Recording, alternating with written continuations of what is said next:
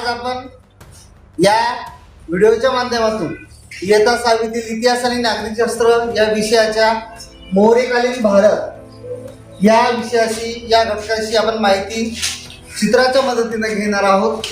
अतिशय महत्त्वाचा हा घटक आहे।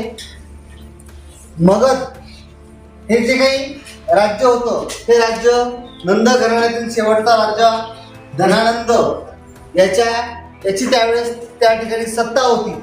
परंतु या साम्राज्यामध्ये या मगध साम्राज्यामध्ये धनानंद राजा हा खूप जुलमी आणि अन्याय करत असल्यामुळं तेथील प्रजाजन या राजाला कंटाळली होती।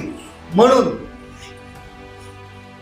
चाणक्य यांनी एक तरुण चंद्रगुप्त मौर्य याच्याशी संगनमत करून धनानंद राजाचा पाडाव केला आणि ही मगध हे जे काही साम्राज्य होतं हे चंद्रगुप्त मौर्यांनी आपल्या ताब्यामध्ये घेतलं।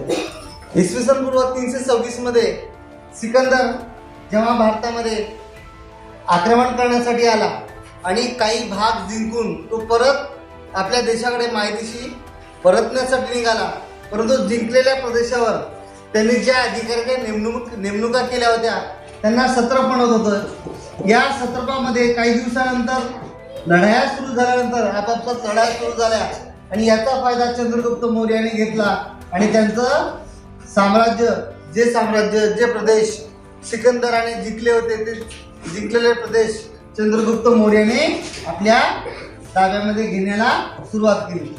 गांधार, अवंती यासारखे आणि गुजरात यासारखे प्रदेशावर चंद्रगुप्त मौर्याने ताबा केला।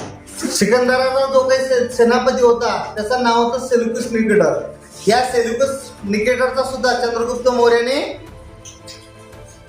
पराभव केला आणि सिकंदराने जे काही प्रदेश जिंकले होते मग ते वायव्य अफगाणिस्तान किंवा पंजाबमधील वायव्य जो काही भाग होता हा भाग चंद्रगुप्त मौर्याने मगध साम्राज्यामध्ये जोडला। हा सेल्युकस निकेटरचा जो काही राजदूत होता हा चंद्रगुप्त मौर्याच्या दरबारी होता। त्यांनी लिहिलेल्या इंडिका या ग्रंथात चंद्रगुप्त मौर्य आणि त्यांच्या काळातील ज्या काही सुधारणा चंद्रगुप्त मौर्यांनी आपल्या राज्यामध्ये केल्या होत्या त्या आपल्याला या ठिकाणी सापडतात। जैन परंपरेनुसार चंद्रगुप्त मौर्य यांनी आयुष्याच्या शेवटी आपल्या राजपदाचा त्याग केला आणि त्यांनी आपलं शेवटचं आयुष्य हे श्रवण बेळगाव या ठिकाणी घातलं। त्यानंतर त्यांचा मुलगा बिंदुसार हा गादीवर आला, परंतु काही दिवसानंतर सम्राट अशोक हा पुन्हा मगधचा म्हणजे मौर्य साम्राज्याचा शासक झाला। तक्षशिला या ठिकाणी जे काही बंड उठले होते त्यावेळेस सम्राट अशोकाने त्याचा यशस्वीपणे बिमोड केला आणि ते मौर्य साम्राज्याचे सम्राट झालं। सम्राट अशोकाने आपल्या राज्यामध्ये अधिकाधिक प्रदेश याचा विस्तार करण्यासाठी अतिशय चांगल्या प्रकारे सैन्याचं नियोजन केलं आणि मगधचे साम्राज्य प्राप्त झाल्यानंतर सम्राट अशोकाने आपला प्रदेश हा उत्तरेपासून तर दक्षिणेपर्यंत म्हणजे आंध्र प्रदेशपर्यंत त्याने काबीज केला। त्यानंतर सौराष्ट्र गुजरातपासून पूर्व बंगालपर्यंत सुद्धा काबीज केला। सम्राट पद प्राप्त झाल्यानंतर सम्राट अशोकाने कलिंग या ठिकाणी स्वारी केली। कलिंग हा जो काही प्रदेश आहे हा सध्याच्या ओडिसा या राज्यामध्ये आहे। परंतु कलिंग या ठिकाणी झालेल्या युद्धामध्ये झालेला रक्तपात पाहून सम्राट अशोकाचं हृदय पिळवटून गेलं आणि यानंतर पुन्हा कधीही आपण युद्ध करायचं नाही असा त्याने निर्णय घेतला आणि त्याबरोबर त्यानं बौद्ध धर्म प्रसाराचं काम केलं।